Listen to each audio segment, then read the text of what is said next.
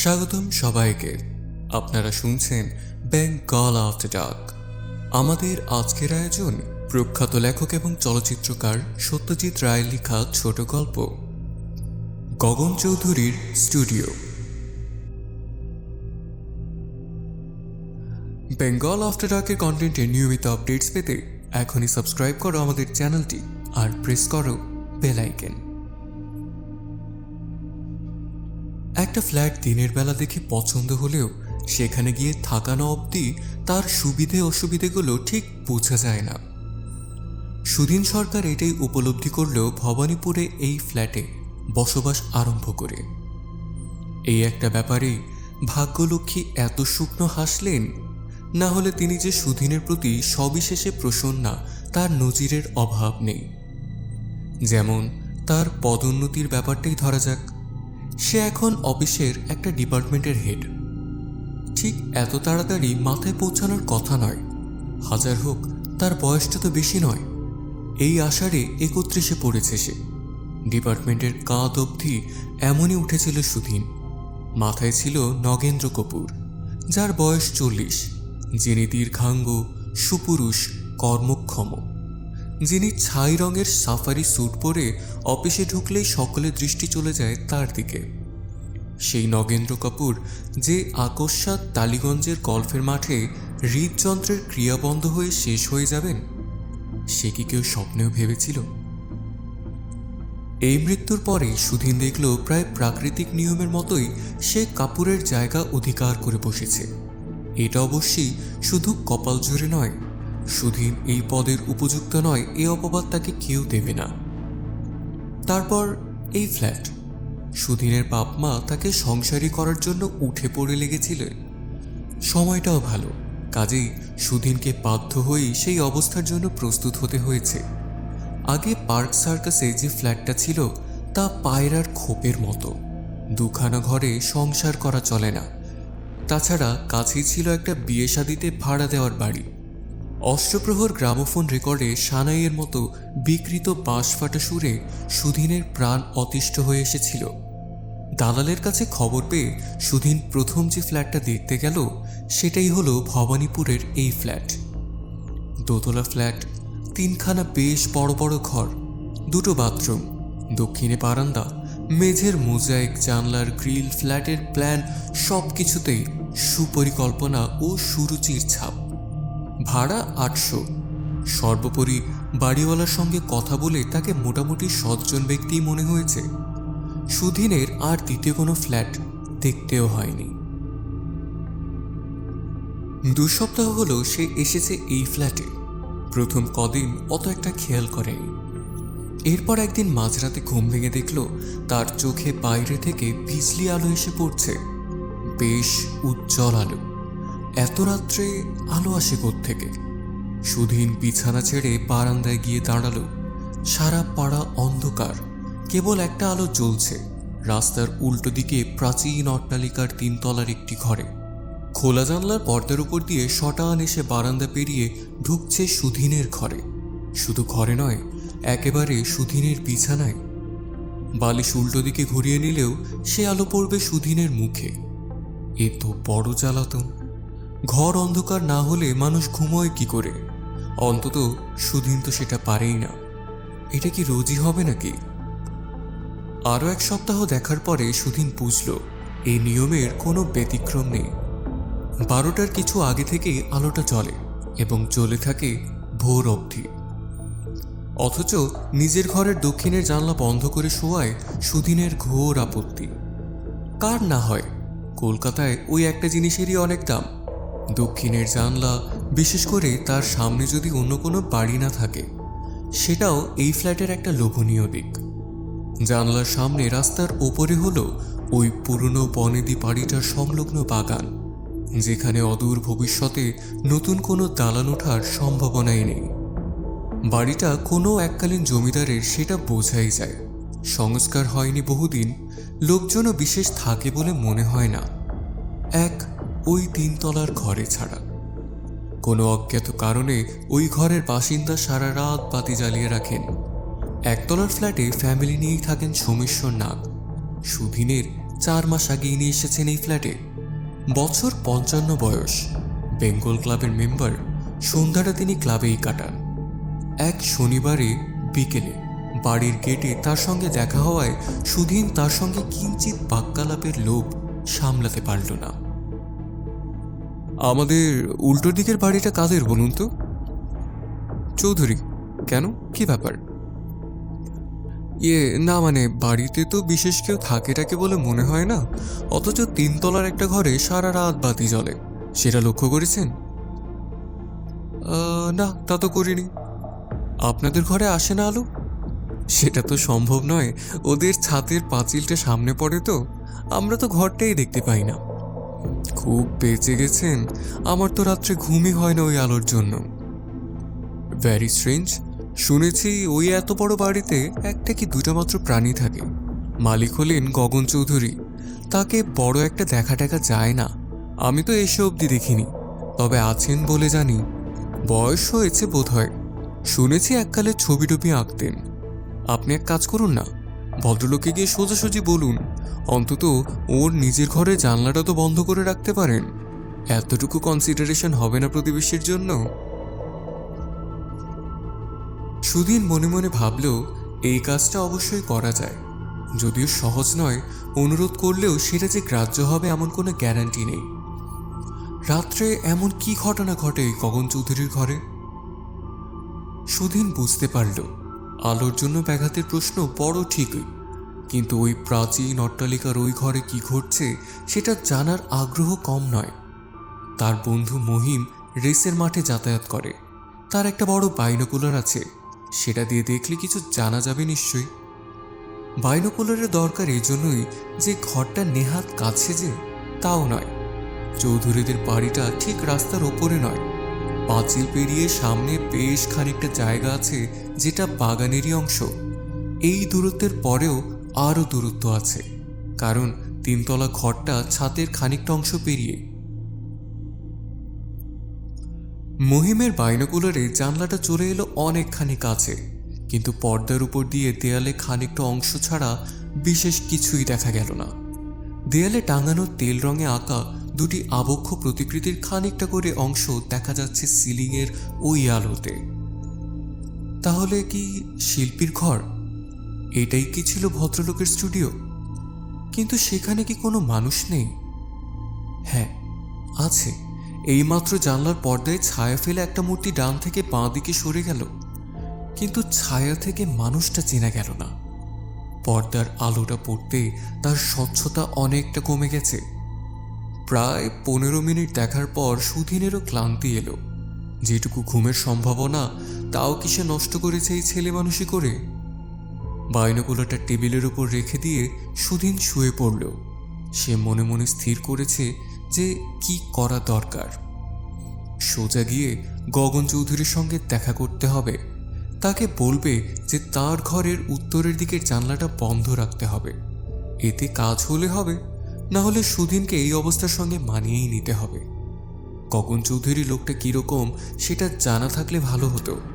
প্রতিবেশীর কাছ থেকে অভদ্র অপমানসূচক ব্যবহার হজম করাটা খুব কঠিন, তা তিনি যতই প্রবীণ হোক না কেন।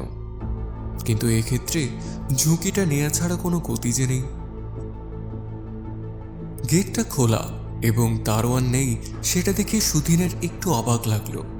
কিন্তু প্রথম বাধা এত সহজে অতিক্রম করতে পারায় সে সঙ্গে একটু নিশ্চিন্তও লাগলো। সে রাত্রেই যাওয়াটা স্থির করেছে, কারণ ভদ্রলোক দেখতে চাইলে তাকে দেখিয়ে দিতে হবে আলোটা ঠিক কিভাবে তার ঘরে পড়ে। ভবানীপুরের ভদ্রপাড়া শীতকালে রাত 11টার মধ্যে নিস্তব্ধ হয়ে গেছে। গতকাল পূর্ণিমা ছিল। চৌধুরী বাড়ির আগাছায় পরিপূর্ণ বাগানের সবকিছুই জ্যোৎস্নার আলোতে স্পষ্ট দেখা যাচ্ছে। শ্বেত পাথরের নারী মূর্তি ডাইনে ফেলে দিয়ে সুধীন এগিয়ে গেল নোনা ধরা গাড়ি বারান্দার দিকে। এখনো 3 তলা ঘরে আলো জ্বলেনি। কপাল ভালো হলে গগন চৌধুরীকে হয়তো নিজেই পাওয়া যেতে পারে। সদর দরজার কড়া নাড়তে কয়েক সেকেন্ডের মধ্যে একটা ভৃত্যস্থানীয় প্রৌঢ় দরজা খুলে প্রশ্ন করল, কাকে চাই? চৌধুরী মশাই, গগন চৌধুরী। উনি কি শুয়ে পড়েছেন? না। তার সঙ্গে একবার দেখা করা যায় কি? আমার নাম সুধীন সরকার, আমি ওই সামনের বাড়ি ওখানে থাকি, একটা বিশেষ কাজে এসেছি। চাকর ভেতরে গিয়ে আবার মিনিট খানেকের মধ্যেই ফিরে এলো। আপনি আসুন। সব ব্যাপারটা যে এত সহজে হয়ে যাচ্ছে এ তো ভারী আশ্চর্য। ভেতরে ঢুকে ল্যান্ডিং পেরিয়ে একটা বৈঠকখানে গিয়ে ঢুকলো সুধীন। জানলা দিয়ে এক ফালি চাঁদের আলো এসে ঘরে পড়ছে ঠিক সোফার উপরে, তাই সুধীন সেটা দেখতে পেয়ে এগিয়ে গিয়ে বসল। কিন্তু চাকরটা বাতি জ্বালিয়ে দিয়ে গেল না কেন? এখন তো পাড়ায় লোডশেডিংও নেই।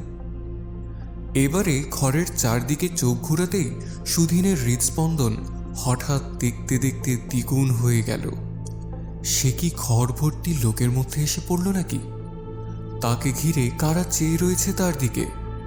ঘরের প্রায় অন্ধকারে দৃষ্টি আর একটু অভ্যস্ত হতেই সুধীন বুঝতে পারল যে যারা চেয়ে রয়েছে তারা ঠিক মানুষ নয়, তারা মুখোশ। প্রত্যেকটি চোখের চাহনি যেন তার এদিকে ঘোরানো। এসব মুখোশ যে এদেশে নয় সেটাও বুঝেছে সুধীন। দেখে মনে হলো অধিকাংশই আফ্রিকার, কিছু দক্ষিণ আমেরিকারও হতে পারে। সুধীন এককালে ভালো ছবি আঁকত, বাপের আপত্তি না থাকলে হয়তো সেটাকেই পেশা করত। হাতের নানা রকম কাজ সম্বন্ধে তার এখনো যথেষ্ট কৌতূহল আছে। সুধীন মনে মনে নিজের সাহসের তারিফ না করে পারল না। অন্ধকার ঘরে মুখোশ পরিবৃত এই ভৌতিক পরিবেশে অনেকেরই দাঁত পাটি লেগে যেত। কিছুক্ষণ পরে ঘরে যে কখন লোক প্রবেশ করেছে সেটা সুধীন টের পায়নি। গম্ভীর কণ্ঠস্বরে প্রশ্ন শুনে চমকে পাশ ফিরে সোফায় বসা মানুষটিকে দেখতে পেল। এত রাত্রে? সুধীন হাত দুটোকে প্রায় যন্ত্রের মতো সামনে তুলে নমস্কার করে কথা বলতে গিয়েও পারল না। ইনি যে অভিজাত পরিবারের সন্তান তাতে কোনো সন্দেহ নেই। পরনে দোরখা শালই তার পরিচয় দিচ্ছে, কিন্তু গায়ের রং এমন পাংশুটে রক্তহীন ভাব আর চোখের চাহনিতে এমন অস্বাভাবিক তীক্ষ্ণতা সুধীন কখনো দেখেনি। এমন ব্যক্তিকে প্রথম দর্শনে কারোরই মুখ দিয়ে চট করে কথা বেরোবে না। ভদ্রলোক নিষ্পলক দৃষ্টিতে সুধীনের দিকে চেয়ে আছেন। প্রায় 1 মিনিট লাগলো সুধীনের নিজেকে সামলে নিতে। তারপর সে মুখ খুলল। আমি একটা অভিযোগ জানাতে এসেছি। কিছু মনে করবেন না। আপনি গগন চৌধুরী তো? ভদ্রলোক একবার শুধু মাথা নাড়িয়ে জানিয়ে দিলেন যে তিনি সেই ব্যক্তি। প্রশস্ত ললাটের 3 দিক দিয়ে সিংহের কেশরের মতো আধা পাকা চুল দিয়ে মনে হয় বয়স 65-র কম হবে না। সুধীন বলে চলল, আমার নাম সুধীন্দ্রনাথ সরকার। আমি সামনের বাড়ির দোতলার ফ্ল্যাটে থাকি। আসলে হয়েছে কি, আপনার 3 তলার ঘরের বাতিটা সারা রাত জ্বলে বলে বড্ড অসুবিধা হয়। আলোটা সোজা গিয়ে আমার মুখের উপরে পড়ে। যদি আপনার জানলাটা বন্ধ করে রাখতে পারতেন, না হলে আমার ঘুমের বড় ব্যাঘাত হয়। আসলে সারাদিন অফিস করে রাত্রিরে ঘুমোতে না পারলে বুঝতেই পারছেন। ভদ্রলোক এখনো একদৃষ্টে চেয়ে আছে সুধীনের দিকে। এই ঘরের কি কোনো আলোই চলে না নাকি? অগত্যা সুধীনই আবার মুখ খুলল। ব্যাপারটাকে আরেকটু পরিষ্কার করা দরকার। আমি জানলা বন্ধ করি, তা হলেও আলো আসবে না ঠিকই, কিন্তু দক্ষিণের জানলা তো, তাই আর কি একটু। আপনার জানলা বন্ধ করতে হবে না, আগে আমি করব। হঠাৎ যেন একটা বিরাট ভার নেমে গেল সুধীরের বুক থেকে। ও, তাহলে তো কোনো কথাই নেই। অনেক অনেক ধন্যবাদ। আপনি উঠছেন? সুধীন উঠার উদ্যোগ করছিল ঠিকই, কিন্তু এই প্রশ্নে একটু অবাক হয়ে আবার বসে পড়ল। হ্যাঁ, রাত হলো যে। আপনিও নিশ্চয়ই শুতে যাবেন এখন, তাই না? আমি রাত্রে ঘুমোই না। ভদ্রলোকের দৃষ্টি সুধীনের দিক থেকে এক চুলও নড়েনি। লেখাপড়া করেন বুঝি? সুধীন ধরা গলায় প্রশ্ন করল। এই পরিবেশে গগন চৌধুরীর সান্নিধ্য যে খুব স্বস্তিকর নয় সেটা স্বীকার করতেই হবে। না, লেখাপড়া করি না। তবে ছবি আঁকি। বেঙ্গল আফটার ডার্কের কন্টেন্টে নিয়মিত আপডেটস পেতে এখনই সাবস্ক্রাইব করো আমাদের চ্যানেলটি আর প্রেস করো বেল আইকন।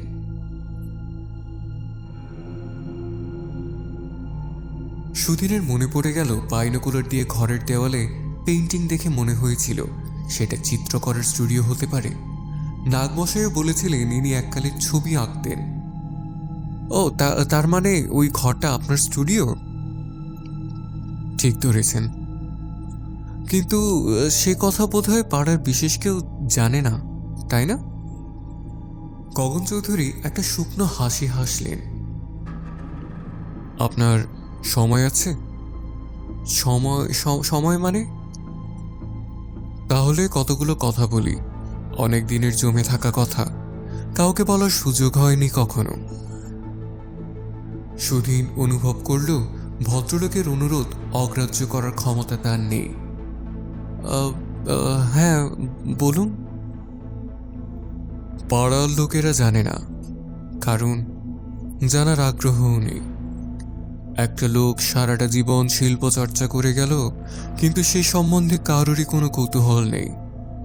এককালে যখন এক্সিবিশন করেছি তখন কেউ কেউ এসে দেখেছে, অল্প বিস্তর সুখ্যাতিও করেছে, কিন্তু যখন হাওয়া বদলাতে শুরু করলো, মানুষের যে ছবি রক্ত মাংসের মানুষ বলে চেনা যায় তার কদর আর যখন থাকলো না, তখন থেকে আমি গুটিয়ে নিয়েছি নিজেকে। নতুনের ঝান্ডা উড়িয়ে চলতে আমি শিখিনি। মনে মনে দা ভিঞ্চিকে গুরু বলে মেনে নিয়েছিলাম, এখনো তিনি আমার গুরু। কিন্তু আপনি কিসের ছবি আঁকেন? মানুষের। মানুষের মানে কিরকম? পোর্ট্রেট। পোর্ট্রেট মন থেকে? না, সেটা আমি পারি না, শিখিনি। আমার সামনে কেউ এসে না বসলে আমি ছবি আঁকতে পারি না। তাই বলে এই মাঝরাত্রিরে আসে মডেল, আসে সিটিং দেয়, রোজই আসে। সুধীন কিছুক্ষণের জন্য হতভম্ব হয়ে বসে রইল। এই কেমন তোর কথাবার্তা বলছে ভদ্রলোক, এই যে পাগলের প্রলাপের মতো শোনাচ্ছে। বিশ্বাস হচ্ছে না তাই তো? গগন চৌধুরীর ঠোঁটের কোণে এই প্রথম একটা পরিষ্কার হাসির আভাস দেখা গেল। সুধীন কি বলবে বুঝতে পারল না। বিশ্বাস না হলে আসুন আমার সঙ্গে। সুধীন এ আদেশও অমান্য করতে পারল না। ভদ্রলোকের চোখে এবং কথায় একটা সম্মোহনী শক্তি আছে, সেটা মানতেই হবে। তার নিজেরও যে কৌতূহল হচ্ছে না তা কিন্তু নয়। কেমন ছবি আঁকেন এই ভদ্রলোক? কারা আসে সিটিং দিতে এই মাঝরাত্রিরে? কিভাবে তাদের জোগাড় করা হয়? এই কৌতূহলে সুধীন নিজেকে থামাতে পারল না। কেরোসিন ল্যাম্পের আবজা হলদে আলোয় কাঠের সিঁড়ি পেরিয়ে উপরে উঠতে উঠতে বললেন ভদ্রলোক, আমার স্টুডিওতে ছাড়া বাড়ির আর কোথাও ইলেকট্রিসিটি নেই, বাকি সব কানেকশন কেটে দিয়েছি। আশ্চর্য এই যে ল্যান্ডিংয়ে, সিঁড়ির দেয়ালে, বৈঠকখানায় কোথাও একটিও পেইন্টিং নেই। সবই কি তাহলে স্টুডিওতে জড়ো করে রেখেছে ভদ্রলোক? তিনতলায় উঠে বাঁ দিকে ঘুরেই সামনে একটা দরজা।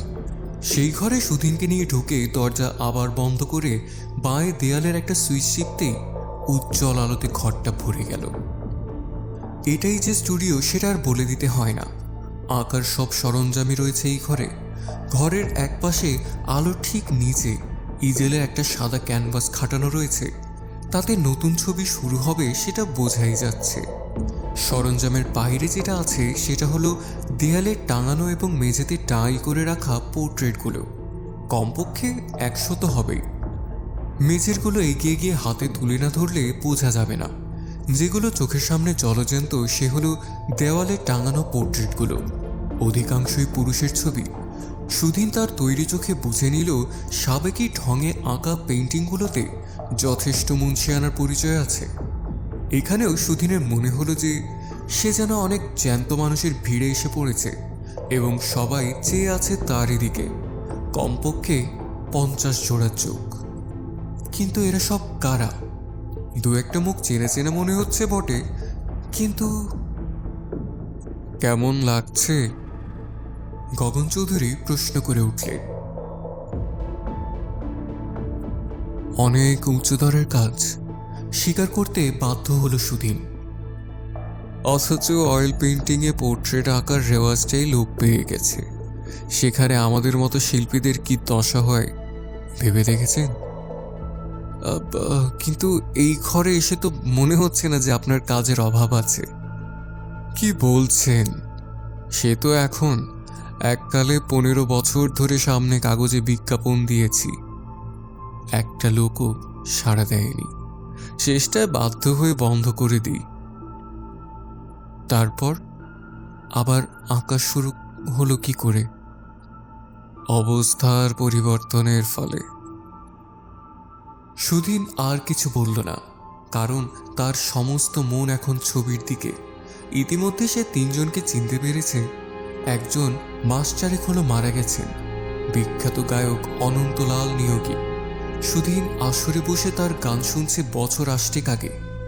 দ্বিতীয়জন হলেন অসীমানন্দ স্বামী, এককালে স্বদেশী করে পরে সন্ন্যাসী হয়ে যান। ইনিও মারা গেছেন বছরখানেক হলো। কাগজে ছবি বেরিয়েছিল, সুধীনের মনে আছে। তৃতীয় ব্যক্তি হলেন এয়ার ইন্ডিয়ার বাঙালি পাইলট ক্যাপ্টেন চক্রবর্তী। লন্ডন যাওয়ার পথে বোয়িং দুর্ঘটনায় 250 যাত্রী সমেত এরও মৃত্যু হয়েছে বছর 3 আগে। সুধীন যে শুধু ছবি থেকেই চিনল একে তা নয়, একবার অফিসের কাজে রোম যাওয়ার পথে প্লেনের ককপিটে এর সঙ্গে আলাপ হয়েছিল। সুধীন একটা প্রশ্ন না করে পারল না। এরা কি শুধু পোর্ট্রেট করানোর উদ্দেশ্যে এসেছিলেন? সে ছবি নিজেরা নেননি কখনো? গগন চৌধুরীকে এই প্রথম হাসতে শুনল সুধীন। না মিস্টার সরকার, পোর্ট্রেট এদের কোনো প্রয়োজন ছিল না। এই শুধু আমার ব্যক্তিগত সংগ্রহের জন্য আঁকা। আপনি কি বলতে চান রোজই কেউ না কেউ এসে আপনাকে সিটিং দেন? সেটা আর একটুক্ষণ থাকলে দেখতেই পাবেন, আজও লোক আসবে। সুধীনের মাথা ক্রমেই গুলিয়ে যাচ্ছে। কিন্তু এদের সঙ্গে যোগাযোগটা করেন কিভাবে? দাঁড়ান, আপনাকে বুঝিয়ে দিচ্ছি। আমার সিস্টেম একটু আলাদা। তাক থেকে একটা বেশ বড় খাতা নামিয়ে সুধীনের সামনে নিয়ে এলেন গগন চৌধুরী। এটা খুলে দেখুন, এতে কি আছে। আলোর তলায় নিয়ে গিয়ে খাতাটা খুলল সুধীন। খাতার পাতার পর পাতায় আঠা দিয়ে সাঁটা রয়েছে খবরের কাগজের পৃষ্ঠা থেকে কাটা মৃত্যু সংবাদ। অনেকগুলো খবরের সঙ্গে ছবিও রয়েছে। সুধীন দেখল যে কিছু কিছু কাটিংয়ের পাশে পেন্সিল দিয়ে চিকে দেওয়া রয়েছে। পেন্সিলের দাগ দেখলে বুঝতে হবে তাদের ছবি আঁকা হয়ে গেছে, বললেন গগন চৌধুরী। কিন্তু যোগাযোগটা করেন কিভাবে সেটা তো। গগন চৌধুরী সুধীনের হাত থেকে খাতাটা নিয়ে আবার সেটা তাকে রেখে দিলেন। তারপর ঘুরে এগিয়ে বললেন, ওটা সকলে পারে না, আমি পারি। এটা চিঠি বা টেলিফোনের কম্য নয়। এরা যেখানে আছেন সেখানে তো আর টেলিফোন নেই বা ডাকবিলির ব্যবস্থাও নেই। এদের জন্য অন্য উপায়ের প্রয়োজন হয়। সুধীনের হাত পা ঠান্ডা, গলা শুকিয়ে কাঠ, তাও একটা প্রশ্ন না করলেই নয়। আপনি কি বলতে চান এইসব লোকের পোর্ট্রেট করা হয়েছে এদের মৃত্যুর পর? মৃত্যুর আগে এদের খবর পাবো কি করে সুধীন বাবু? আমি আর কলকাতার কটা লোককে চিনি। মৃত্যু না হলে তো তারা তাদের গণ্ডির বাইরে বেরোতে পারেন না। একমাত্র মৃত ব্যক্তি তো সম্পূর্ণ মুক্ত, সম্পূর্ণ স্বাধীন। তাদের সময়েরও অভাব নেই, ধৈর্যেরও অভাব নেই। ছবি যতক্ষণ না নিখুঁত হচ্ছে ততক্ষণ ঠায় বসে থাকবেন ওই চেয়ারে।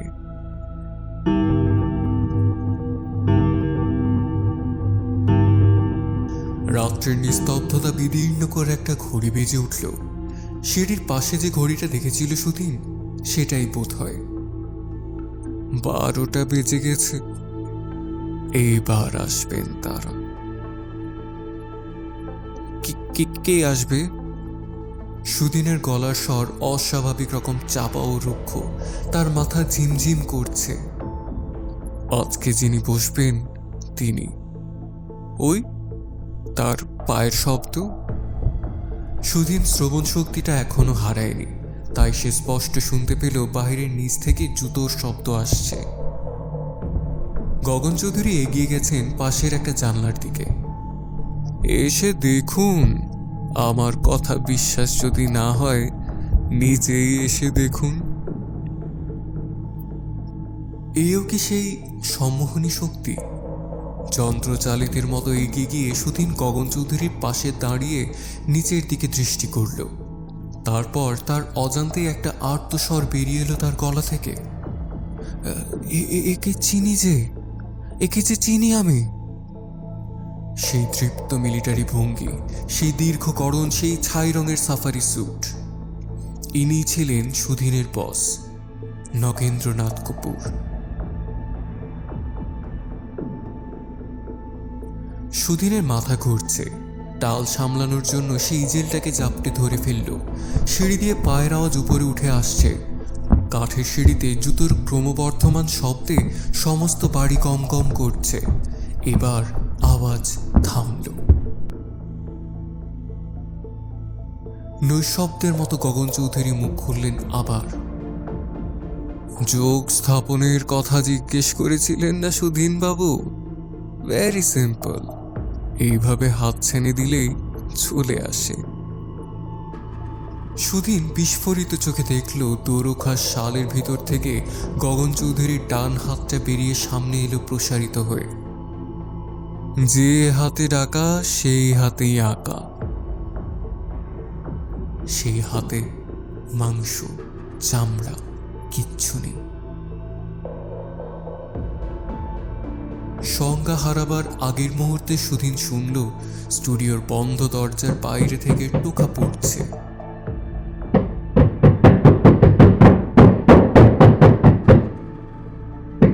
দাদাবাবু, দাদাবাবু। এক ঝটকায় ঘুম ভেঙে গিয়ে দিনের আলোয় সুধীনের আবার তখনই চোখটা কুঁচকে বন্ধ করে নিতে হলো। বাপরে, কি ভয়ঙ্কর দুঃস্বপ্ন! দরজা খুলুন দাদাবাবু। চাকর অধীরের গলা। দাঁড়া 1 মিনিট। সুধীন বিছানা ছেড়ে এগিয়ে গেল দরজার ছিটকিনি খুলে দিতে। অধীরের মুখে গভীর উদ্বেগ। আপনি এত বেলা অবধি? জানি, ঘুমটা একটু বেশি হয়ে গেছে। এত হই হুল্লো বাড়ির সামনে কিচ্ছু টের পেলেন না? হই হুল্লো? কিসের হই হুল্লো? চৌধুরী বাড়ির বড়বাবু যে মারা গেলেন কাল রাত্রিরে, গগনবাবু। 84 বছর বয়স হয়েছিল, ভুগছিলেন তো অনেকদিন ধরেই। ঘরে বাতি জ্বালা থাকতো, রাত্রিরে দেখেননি?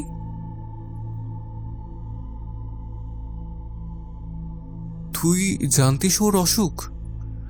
জানবো না? ওনার চাকর ভাগীরথ, তার সঙ্গে তো রোজই দেখা হয় বাজারে।